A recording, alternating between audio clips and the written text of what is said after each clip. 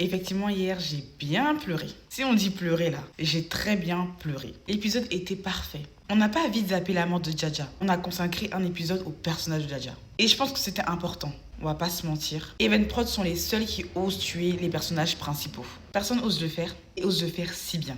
Dans BTBD, on a eu le rôle de Marem. Même si je l'accorde, c'était différent. Dans Fassima, on a eu Carmen. Et maintenant, dans Ralisson, on a Jaja.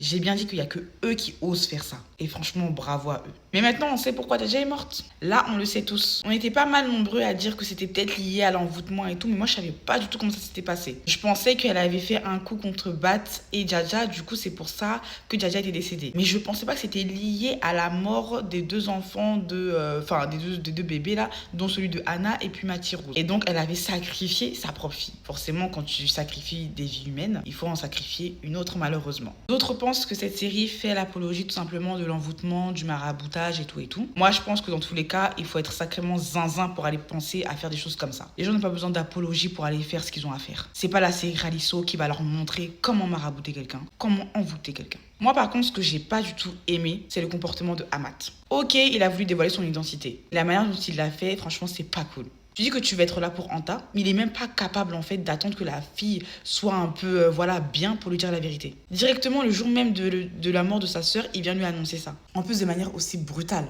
Au bout d'un moment, faut arrêter. C'est méchant. Et là, elle a fait vraiment l'égoïste. Il n'a pensé que à lui. Et moi, Anta, elle m'a fait de la peine. Parce qu'elle aussi ne mérite pas ça. Elle n'a rien demandé. Et surtout, elle n'a pas demandé à naître dans de telles conditions. Le temps reste à savoir comment Anta va gérer la situation. Est-ce que Bourri va s'impliquer dans tout ça? J'attends de voir. Mais c'est sûr que la mort de Jaja va vraiment bouleverser tous les personnages.